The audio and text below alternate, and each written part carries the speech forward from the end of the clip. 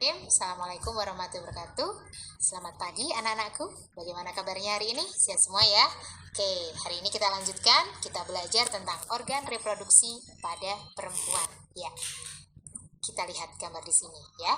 Organ reproduksi pada perempuan ada dua, yaitu alat reproduksi luar yang terletak di depan vagina, ada vulva dan labium ya. Vulva ini adalah celah yang ada di depan vagina ya, ada celah, kemudian labium di depannya vulva. Nah, kita langsung menuju alat reproduksi dalam karena ini nanti yang sering keluar di ujian ya. Oke, yang pertama alat reproduksi dalam adalah ovarium.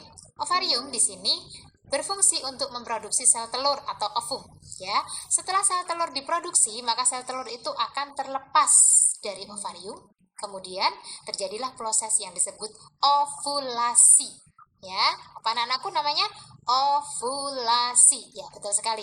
Nah, apabila sel telur sudah terlepas, maka dia akan ditangkap oleh jumbai-jumbai di sini ya, ini namanya adalah fimbre.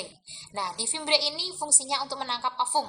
Setelah ovum ditangkap, dia akan menuju ke infundibulum. Ini ada infundibulum ya, yang seperti corong. Kemudian dia akan menuju ke tuba falopi. Di sini sel telur akan memungkinkan untuk bertemu dengan sel sperma. Apabila bertemu dengan sel sperma, maka dia akan terjadi proses yang namanya fertilisasi atau pembuahan. Ya, apa itu pembuahan? Pembuahan itu adalah penyatuan antara sel telur dan sel sperma. Dia terjadi di sini yang namanya adalah tuba falopi atau ovidum. Ya, nah di sini apabila terjadi proses fertilisasi atau pembuahan, maka akan terbentuk zigot.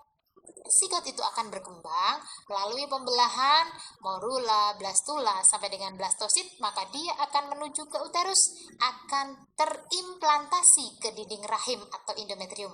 Setelah terimplantasi di sini, dia akan berkembang di dalam uterus selama 9 bulan. Setelah 9 bulan, paling tidak lebih dari 10 hari, maka siap untuk dilahirkan. Ya, dia akan dilahirkan lewat jalan lahir, yaitu lewat vagina yang melewati serviks. Serviks di sini adalah leher rahim. Apa sih fungsinya serviks? Serviks di sini untuk menghasilkan mukus atau lendir, di mana lendir ini nanti berfungsi untuk kehidupan sel sperma. Ya, nah kemudian adik bayi akan dilahirkan lewat vagina, begitu. Oke, nah untuk lebih jelasnya fungsinya ada di gambar ini ya. Kamu bisa melihat, kita ulang kembali. Ini adalah namanya apa tadi? Oke, bagus. Ovarium, dia menghasilkan sel telur atau ovum, juga memproduksi hormon estrogen dan progesteron ya. Kalau estrogen sendiri nanti fungsinya lebih pada pembentukan sel telur supaya matang ya. Selain itu juga untuk ciri sekunder perempuan ya. Perempuan memiliki ciri sekunder, yaitu diantaranya buah dadanya mulai besar kalau masa puber ya. Kemudian pinggulnya juga besar ya, kemudian timbul rambut-rambut di areal kemaluannya. Kemudian hormon progesteron sendiri fungsinya nanti adalah untuk penebalan dinding rahim ya. Nah, oke, kita lanjut. Ini adalah fimbre ya. Setelah sel telur dilepaskan dalam proses ovulasi, ini adalah fimbrenya ya. Tadi udah dijelaskan untuk menangkap ovum. Kemudian dia akan menuju ke corong yang namanya infundibulum ini. Kemudian menuju ke tuba falopi atau ovida. Disinilah tempat terjadi pembuahan atau fertilisasi, yaitu penyatuan sel sperma dan sel telur. Bagus. Selanjutnya dia akan menuju ke uterus ya. Nah, di uterus di sini akan tertanam dulu atau terimplantasi dulu ya, yang tadi zigot yang sudah menjadi fase blastosit dia akan terimplantasi, terus di sini akan berkembang selama 9 bulan ya. Kemudian dia akan melewati serviks dan vagina untuk lahir adik bayinya, begitu ya. Oke. Nah, ini adalah proses oogenesis, dia terjadi di ovarium. Ini adalah gambaran ovarium ya. Ada berbagai gambar di sini, kamu bisa melihat ini adalah gambar folikel ya. Sebelum terbentuknya sel telur, maka ada folikel dulu. Dia distimulasi oleh hormon FSH yang diproduksi oleh kelenjar otak kita ya. Di sini ini ya. Nanti ada kelenjar yang namanya hipotalamus ya. Dia itu di sini bisa memproduksi hormon FSH. Apa itu FSH? FSH adalah follicle stimulating hormone.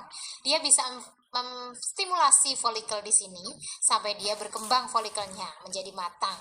Nah, disinilah dia akan terbentuk oosit ya.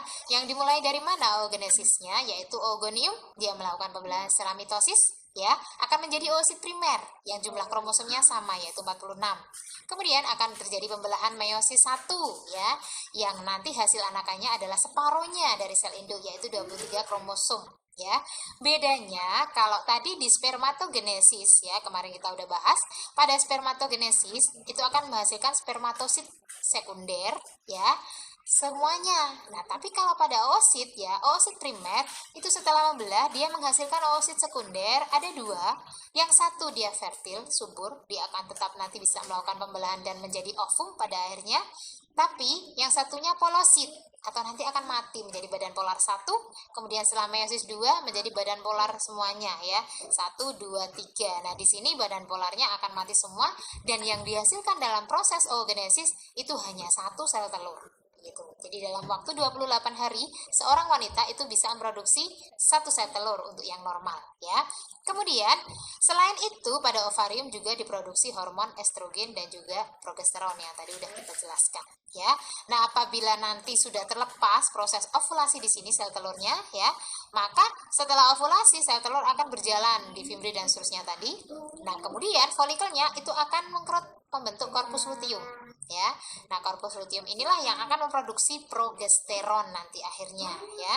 Oke, kita lanjutkan.